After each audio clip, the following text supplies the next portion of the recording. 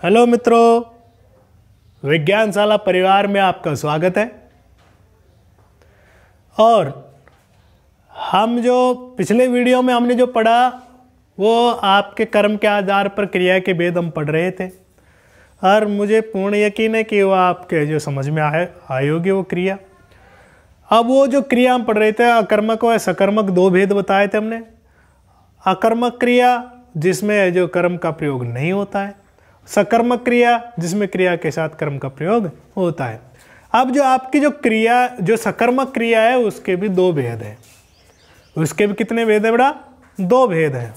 जो सकर्मक क्रिया है, सकर्मक जो क्रिया है उसके दो भेद हैं। बिल्कुल आसान है, बिल्कुल सिंपल है, कोई कठिन नहीं है कि इसके भी भेद आ गए क्या। बिल्कुल आसान है। इसका जो पहला भेद है वो एक कर्मक है।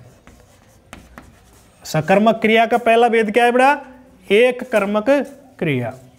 और जो दूसरा जो इसका भेद है वो है आपके द्विकर्मक क्रिया। द्विकर्मक क्रिया, इसको आप बहुकर्मक भी कह सकते हैं। इसको आप बहुकर्मक भी कह सकते हैं। अब एक कर्म, देखो यहां पर मैं फिर कह रहा हूं ना, रटो मत, समझिए। शब्द में ही हिंदी के ज्यादातर जो शब्द है वही शब्द अपने आप को बयां कर देते हैं, वही अपने आप की परिभाषा बता देते हैं, ज्यादातर जो शब्द है। और मैंने जो बताया कि इनका है जो ये जो शब्द है या जो ये जो हिंदी व्याकरण में जितने भी टॉपिक है उनका अन्य जो टॉपिक होते हैं इनका आपस में जो तारतम्य होता है, तालमेल होता है, ये एक दूसरे से जुड़े हुए हैं। तो अब आप एक कर्मक क्रिया हम देखेंगे कि यहां पर होगा क्या, पता चल रहा है कि यहां पर आपको क्रिया के साथ एक कर्म मिलेगा। कर्म तो होगा परंतु वो एक ही होगा। जबकि यहां पर क्या होगा, यहां पर क्रिया के साथ आपको दो कर्म मिलेंगे। कितने मिलेंगे बड़ा? दो कर्म यहां पर क्रिया के साथ प्रयुक्त होते हैं। दो कर्म यहां पर क्रिया के साथ क्या होते हैं? प्रयुक्त होते हैं। आ गई समझ में कि जिस वाक्य में क्रिया के साथ एक कर्म प्रयुक्त होता है उसे एक कर्मक क्रिया, और जिस वाक्य में क्रिया के साथ दो या दो से अधिक कर्म प्रयुक्त होते हैं वह आपकी द्विकर्मक या बहुकर्मक क्रिया कहलाती है। अब आप इनको उदाहरण के द्वारा आप समझ लीजिए कि एक कर्मक तो कैसे है और द्विकर्मक कैसे है। हम है जो जैसे कि पढ़ रहे हैं यहाँ पर, हम है जो लिखे यहाँ पर अर्पिता पत्र लिखती है,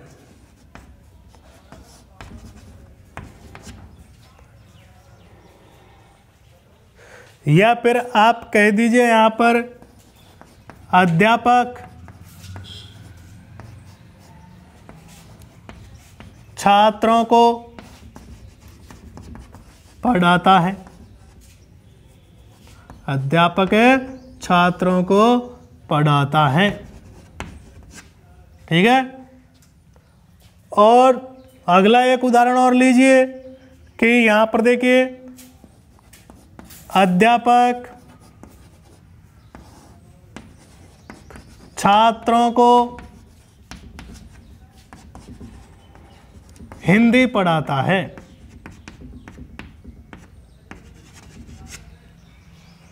आ रही है समझ में? अब देखिए यहां पर सबसे पहले वाक्य में आप क्या ढूंढेंगे? कर्ता कारक, फिर क्या ढूंढेंगे? क्रिया, और फिर क्या ढूंढेंगे? कर्म। तो यहां पर लिखने का काम कौन कर रहा है भाई? अर्पिता कर रही है। क्रिया क्या है यहां पर? लिखती है। और क्या प्रश्नवाचक चिन्ह लगाएंगे क्रिया के आगे तो क्या उत्तर मिलेगा? पत्र। क्या लिखती है वो? पत्र। अर्थात ये क्या है? कर्म है। अब इसके अलावा कोई और शब्द है क्या वाक्य में? नहीं है। आ रही है समझ में? तो यहां पर आप देखिए, यहां पर आप देखिए कि ये आपकी एक कर्मक क्रिया है, क्योंकि यहां पर एक कर्म ही प्रयुक्त हुआ है। दूसरा वाक्य देखिए, यहां पर कर्ता कारक क्या है? अध्यापक। क्रिया पढ़ाता है और कर्म कौन सा है? छात्रों को। अगर आप क्या और को यानी कि किसको भी कह सकते हैं। आप किसको पढ़ाता है? छात्रों को पढ़ाता है। यानी कि जब आपका वाक्य में सजीव कर्म होगा तो हमेशा तब देखो सुनिए दोबारा कि जब वाक्य में सजीव कर्म होगा तो वहां पर निश्चित ही आपका उस कर्म के साथ विभक्ति चिन्ह लगा हुआ होगा, जिसे हम परसर्ग भी कहते हैं। अब यहां पर एक को जो विभक्ति चिन्ह है ये क्यों लगा? यहां पर तो लगा नहीं, पत्र को लिखता है नहीं। जब सजीव कर्म होगा तब हम क्रिया के साथ को विभक्ति का चिन्ह लगाते हैं। ये शुद्ध अशुद्धि में भी होता है वाक्य में। अगर आप अध्यापक छात्रों पढ़ाता है तो शुद्ध है, परंतु यहां पर लगा देंगे अर्पिता पत्र या पत्र को लिखती है तो को लगा दिया तो गलत है। सजीव कर्म के साथ ही परसर्ग अर्थात विभक्ति चिन्ह लगाते हैं। आगे समझ में? अगला देखिए, ये यहां पर भी कितने कर्म है? एक ही कर्म है, तो ये भी एक कर्म क्रिया हो गई। आई समझ में? अब अगला जो उदाहरण है, अध्यापक छात्रों को हिंदी पढ़ाता है। अब यहां पर कर्ता कारक ये रहा, क्रिया ये रही, क्या पढ़ाता है? हिंदी पढ़ाता है, और ये को चिन्ह रहा। देखो तो ऐसी स्थिति में ये जो छात्रों को है ये भी कर्म है। ये तो कर्म है ही है और ये भी क्या है? कर्म है। इसको गौण कर्म कहते हैं। इसको क्या कहते हैं बेटा?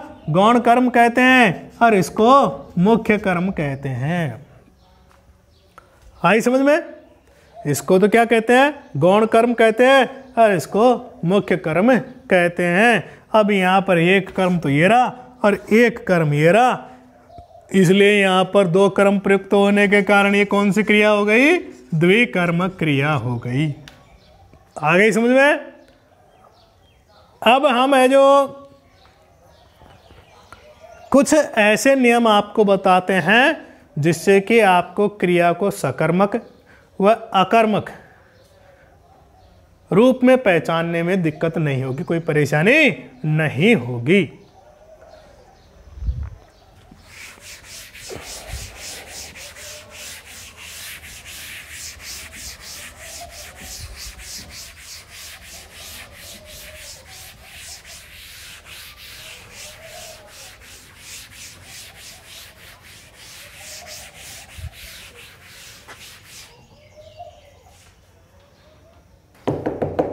अब देखिए,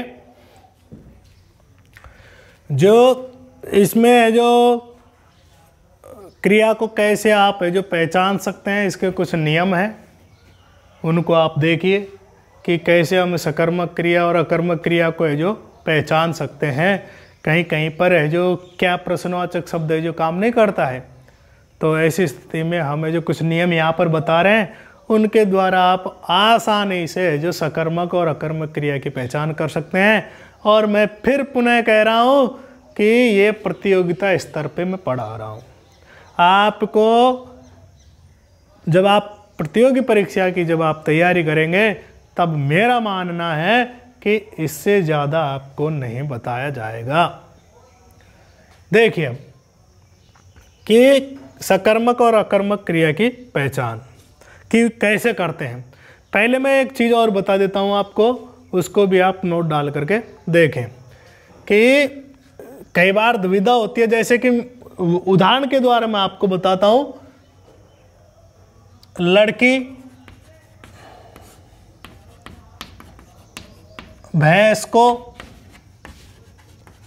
चारा डालती है,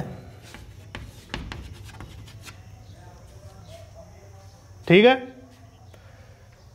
दूसरा इसका उदाहरण है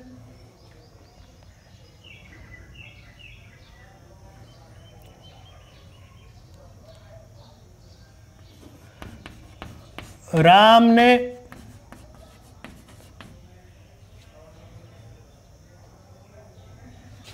रावण को मारा। राम ने रावण को मारा। अगला जो उदाहरण है, राजा निर्धन को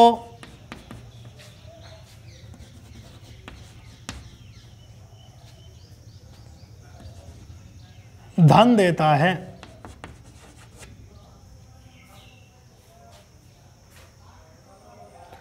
और एक उदाहरण और आप ले लीजिए,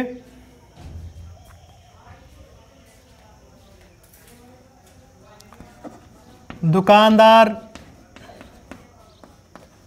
ग्राहक को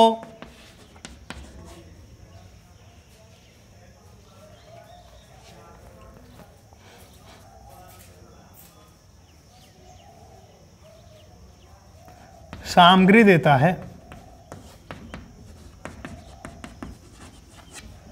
अब देखिए, ये द्विकर्मक और एक कर्मक क्रिया। पहले तो आप खुद ही इसको मनन कीजिए, खुद ही सोचिए इसमें कि कौन ये, इसमें तो कौन ये सभी तो सकर्मक हैं। ये तो आप बिल्कुल मान लीजिए कि सभी क्रियाएं क्या है, सकर्मक है। परंतु कौन सी एक कर्मक है और कौन सी द्विकर्मक है, ये आप पहचानने की कोशिश यहाँ पर कीजिए। तो देखिए, सबसे पहले आप देखेंगे कर्ता कारक। बिल्कुल, क्रिया क्या है, डालती है। क्या डालती है, चारा डालती है।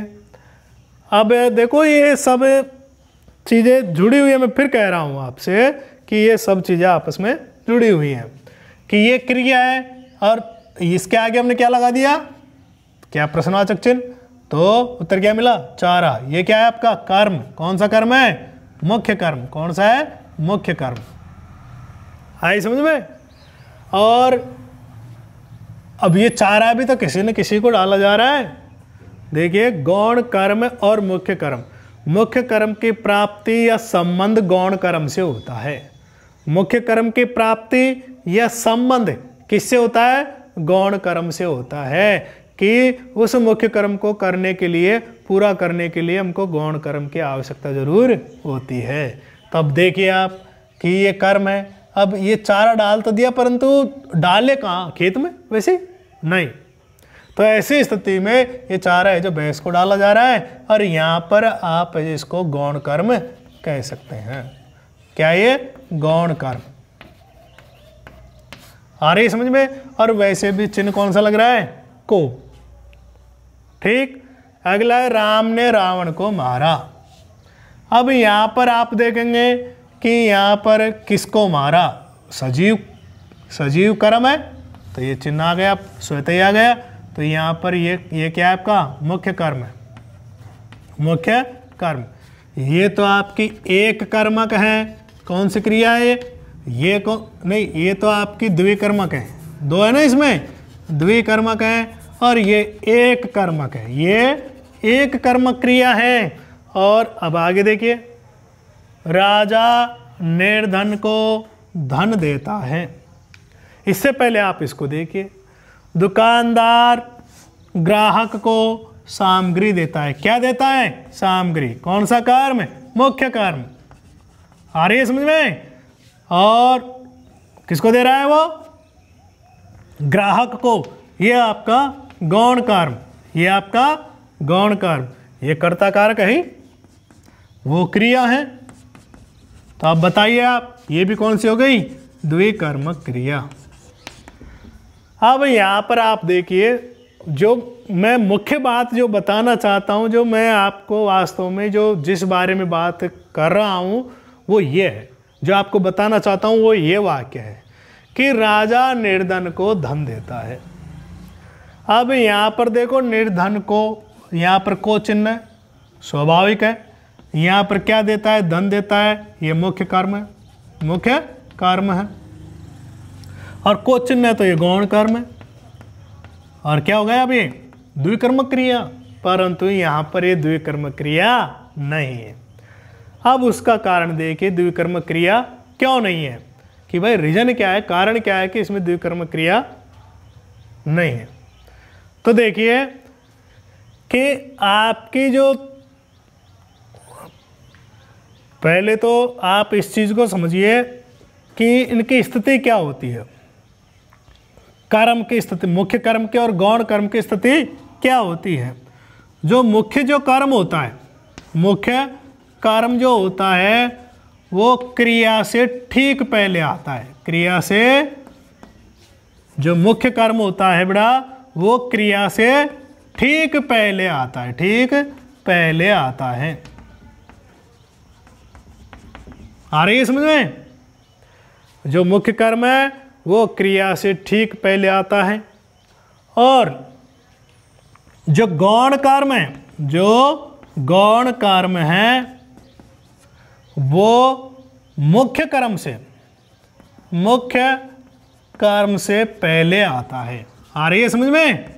पहले आता है। ये लो जी,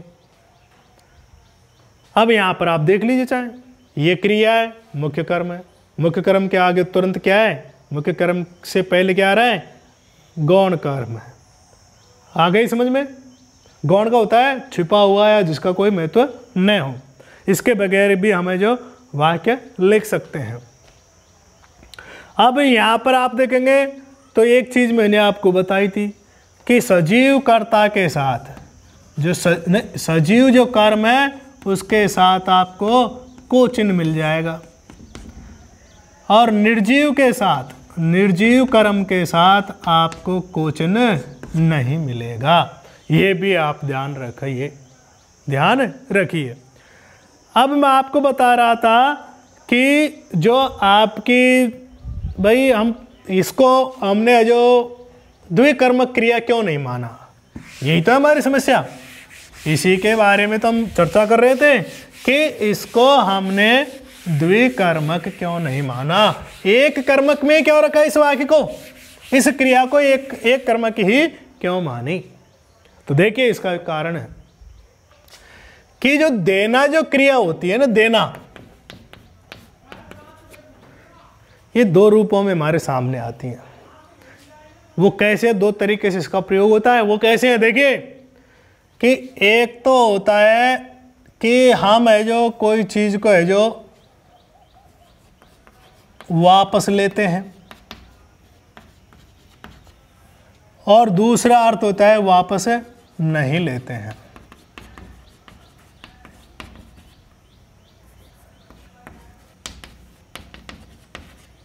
अब देखिए कैसे कि देना क्रिया का प्रयोग हम कैसे कैसे करते हैं। एक तो वापस भी लेते हैं दी हुई चीज को, और एक दी हुई चीज को वापस नहीं लेते हैं।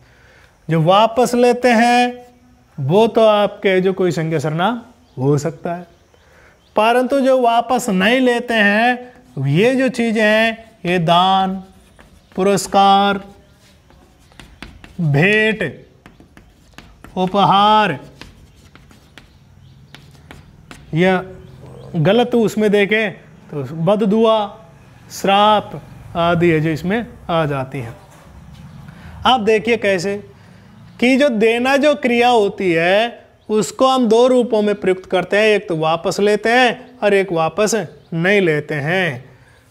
मोहन ने सोहन को पुस्तक दी। अब देखिए यहां पर कि मोहन छात्र हैं और सोहन भी छात्र हैं।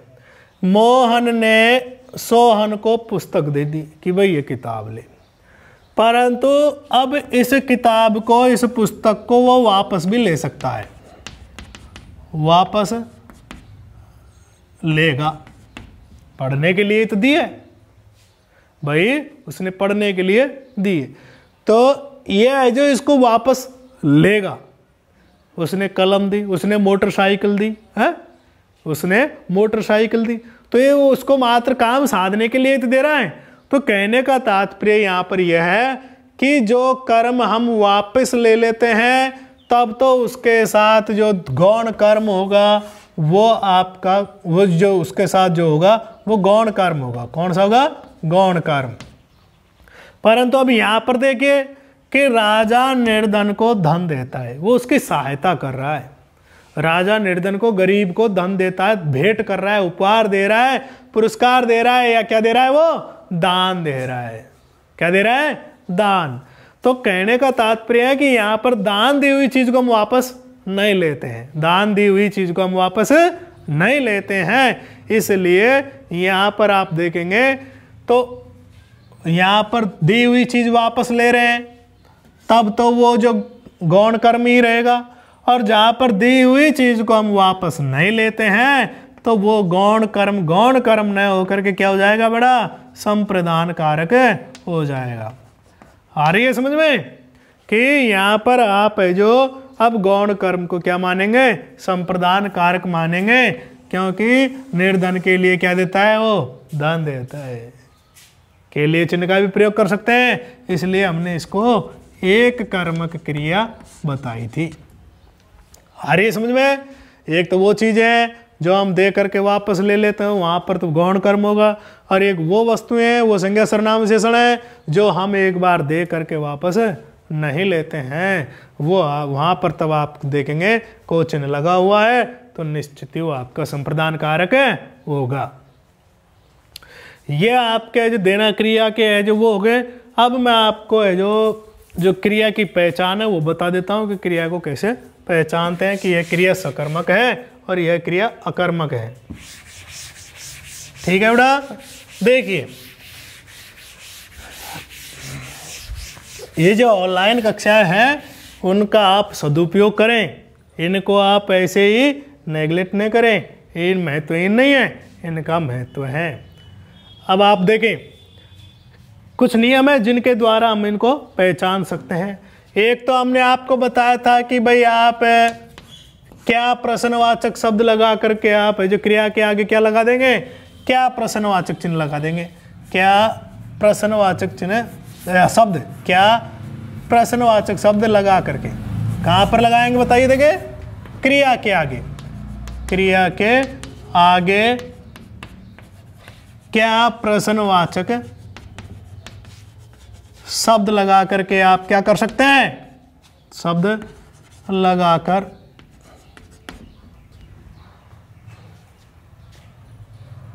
क्रिया की पहचान कर सकते हैं। क्रिया की पहचान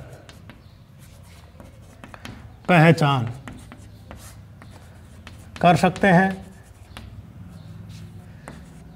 ये देखो, ये मेरी राइटिंग थोड़ी सी कर्सिव है, ध्यान रखना। और इसमें आप जो कैसे कर सकते हैं? देखो, यदि उत्तर की प्राप्ति होती है, यदि उत्तर की प्राप्ति होती है, उत्तर प्राप्त होता है, उत्तर प्राप्त होता है, क्या प्रश्नवाचक जो शब्द है उसका उत्तर प्राप्त होता है, तो क्रिया कौन सी? सकर्मक। कौन सी बेटा? सकर्मक। और उत्तर प्राप्त नहीं होता है, और उत्तर प्राप्त नहीं होता है तो अकर्मक। आ रही है ना समझ में? ये मैं पहले भी बता चुका इसको, इसलिए मैं थोड़ा जल्दी लिख रहा हूं इसको, पहले ही बता चुका। अब आप एक चीज और देखिए, उदाहरण के द्वारा आप जो राम पुस्तक पढ़ता है तो पढ़ने के आगे आप क्या लगाएंगे? क्या पढ़ता है? पुस्तक उत्तर आ गया। तो ऐसी स्थिति में जहाँ राम सोता है, अब सोने के आगे आप क्रिया लगाएंगे, क्या सोता है? तो उत्तर नहीं। कौन सोता है? राम सोता है। ठीक है, तो जहाँ पर उत्तर प्राप्त हो जाए वो आपकी सकर्मक, और जहाँ पर उत्तर प्राप्त न हो वो आपकी अकर्मक क्रिया होती है। ओके, आगे देखिए, इसका जो दूसरा तरीका है वो पद परिचय के द्वारा। ये भी मैंने आपको बता दिया, पद परिचय के द्वारा। कि पद परिचय कैसे? पहले आप कर्ता को ढूंढिए, फिर किसको ढूंढिए? कर्म को ढूंढिए, और फिर क्रिया को ढूंढिए। ये भी आपको बता दिया मैंने शुरुआत में ही, आपको फिर बता देता हूं। जैसे कि सीता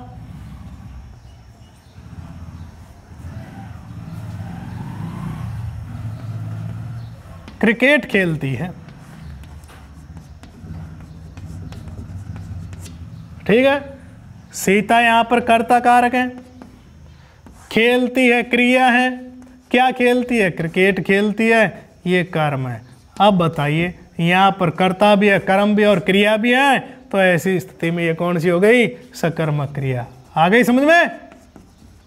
ये अगर इसमें क्रिया नहीं होती, अगर इसमें ये क्रिया क्या कर्म नहीं होता, तो निश्चित ही यहाँ पर आपके जो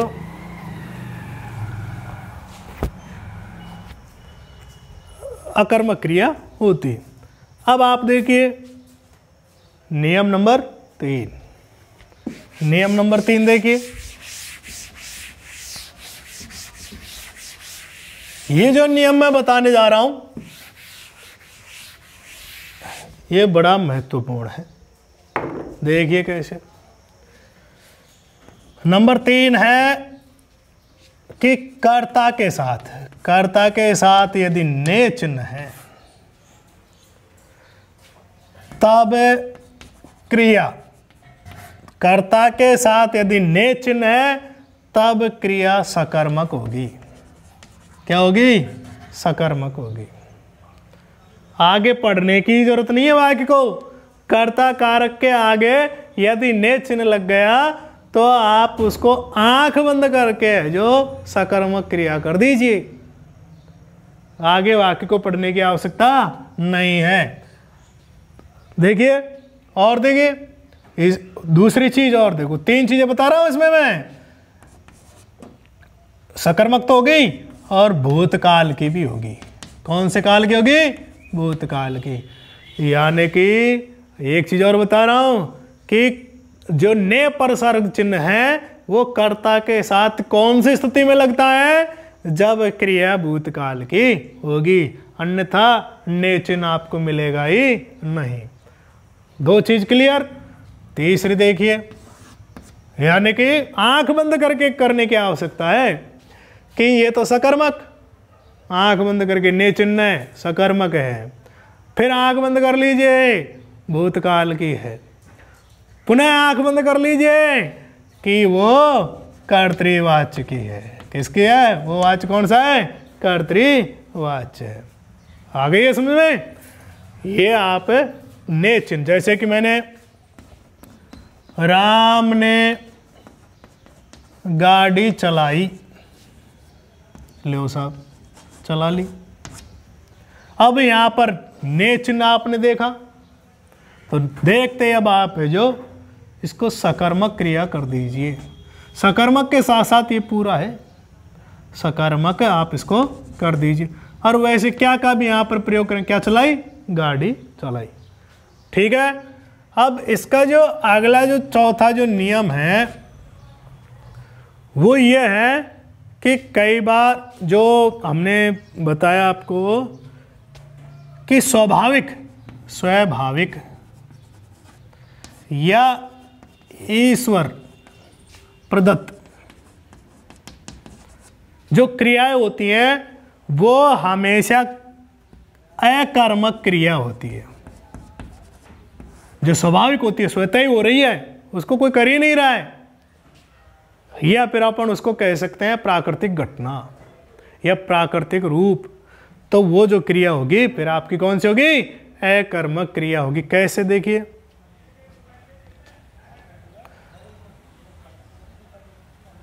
जैसे कि आप पेड़ से पत्ता गिरता है, चिर परिचित उदाहरण है ये। संस्कृत में भी यही आएगा, हिंदी में भी इसको बार बार, परीक्षा में भी।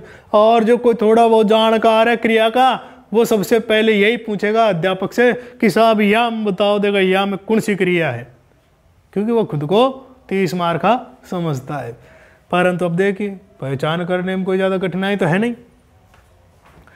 पहली बात आप देखें, इसमें व्याकरणिक दृष्टि से देखें, हिंदी व्याकरण की दृष्टि से देखें तो ये वाक्य ही अशुद्ध है, जबकि आपकी अच्छी अच्छी पुस्तकों में इसको ऐसे ही लिख रखा है। परंतु हमारे हिंदी में पहले कर्ता कारक, फिर कर्म कारक और फिर क्रिया आती है। अब यहाँ पर तो शुरुआत में अपदान कारक है, तो ऐसी स्थिति में अब यहाँ पर पहले आप, मैंने देखा बताया ना आपको, सबसे पहले आपको कर्ता ढूंढना होगा। अब कर्ता कारक कौन सा है? यहाँ पर ये पत्ता है। देखो क्या गिरता है का आप उत्तर प्राप्त करेंगे, क्या गिरता है का यदि आप उत्तर प्राप्त करेंगे तो वहाँ पर जो क्रिया है वो जो आपका उत्तर मिलेगा वो आपका पत्ता मिलेगा। क्या गिरता है? पत्ता गिरता है। तो आप इसको तुरंत आनन फानन में क्या कर देंगे? कर्म। और साहब ये क्रिया कौन सी हो गई? सकर्मक क्रिया हो गई। आप इसको क्या कर देंगे? सकर्मक क्रिया हो गई। परंतु ऐसा नहीं है। पहले तो बताओ ये पत्ता गिरा कैसे भाई? भाई मैंने और तुमने तो गिराया कौन है आपको? ये तो स्वतः ही गिर गया है कि नहीं? ईश्वर प्रदत्त है, ये तो प्राकृतिक घटना है, ये तो गिर गया हो। तो इसको गिराने वाला थोड़ी ना है। अब वो गिरने का काम कौन कर रहा है भी ये बताओ देखे। अगर कौन प्रश्न कौन गिर रहा है या क्या गिरता है? क्या गिरता है का उत्तर मिलेगा।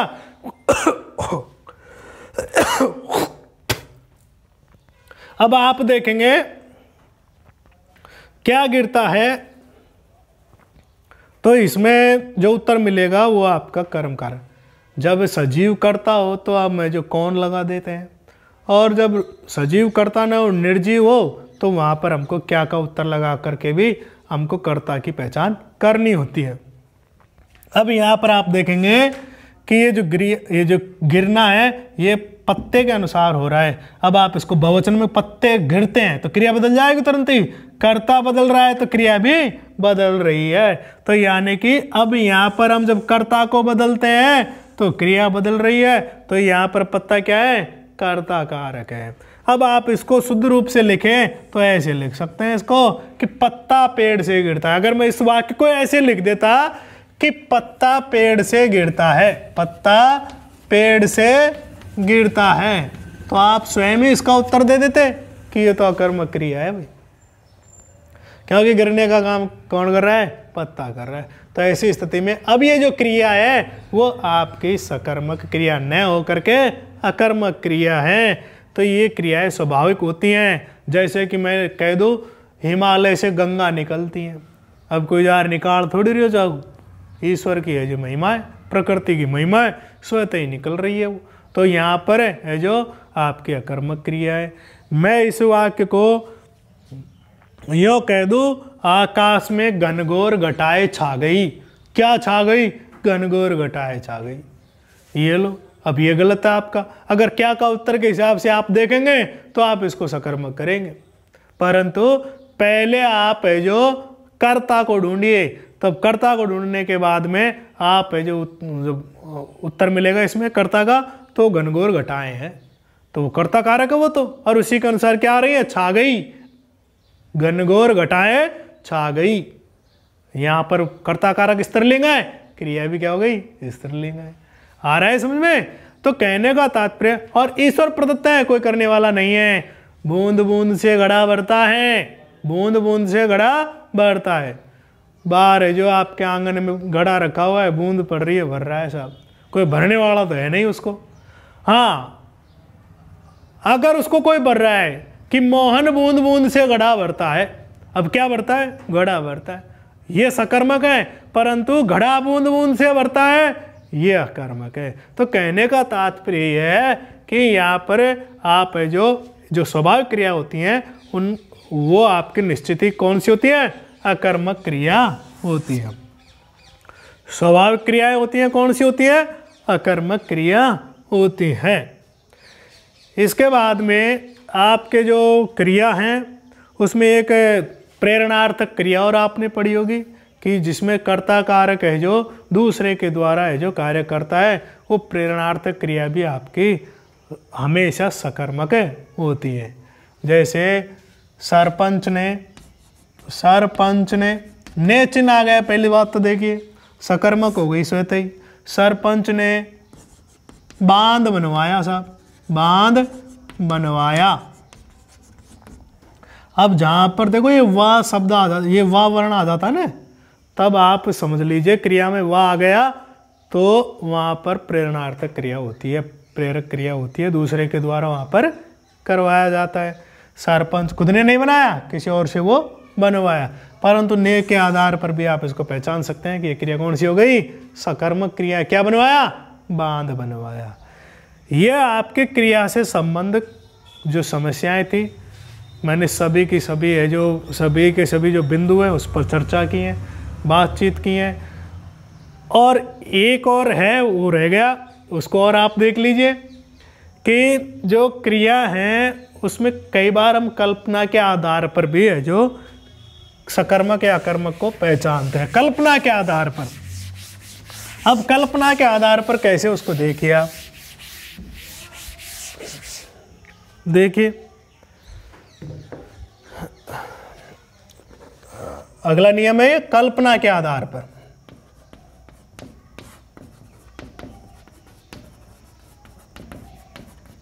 ये लो, जैसे कि मैं यहां पर अशोक पढ़ रहा है, अशोक पढ़ रहा है,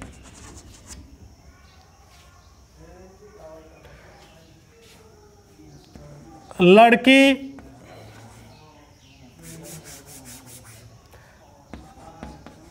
रावण धोता है, ऐसे लिखो आप, मजा भी आएगा। अशोक पढ़ रहा है।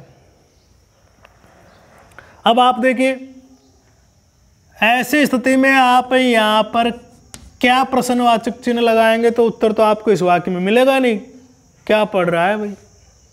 परंतु ये तो अपने भी कॉमन सेंस की बात है, समझदारी की बात है कि भाई पढ़वा के लिया तो अखबार भी चाहे अखबार पढ़ ले, किताब पढ़ ले या कोई उपन्यास पढ़ ले। तो कहने का तात्पर्य है कि यहाँ पर पढ़ने के लिए कुछ न कुछ आवश्यक है।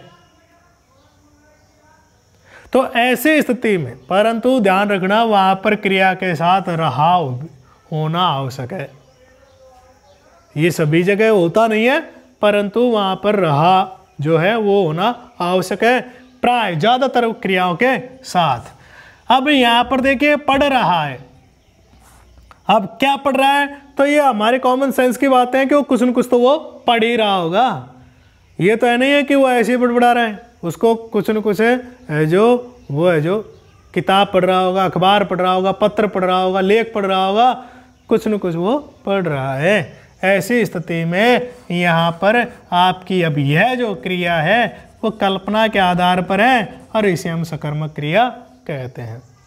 अब यहाँ पर रावण धोता है, अब कुछ न कुछ तो चाहिए धोने के लिए, गाय बकरी जो भी, तो यहाँ पर भी अब जो आपकी है ये सकर्मक क्रिया है। आ गई समझ में। तो कहने का तात्पर्य है कि जहाँ पर हम कल्पना के आधार पर भी उत्तर प्राप्त कर ले वहाँ पर भी निश्चित ही आपकी सकर्मक क्रिया होती है। छात्र देख रहे हैं, कुछ न कुछ तो देख रहे होंगे, चित्र देख रहे होंगे, पेड़ देख रहे होंगे, परंतु देख रहे हैं, इसमें कर्म तो प्रयोग किया ही नहीं, परंतु फिर भी ये क्या है, सकर्मक क्रिया है। ये आपकी जो क्रिया से संबंधित जो भी परेशानी थी, जो भी महत्वपूर्ण बिंदु थे, उनके ऊपर हमने चर्चा कर ली है। अगर फिर भी आपको कोई परेशानी है तो आप कमेंट के जरिए हमसे पूछ सकते हैं। अब अगले वीडियो में हम आपको विशेषण पढ़ाएंगे। तब तक के लिए धन्यवाद।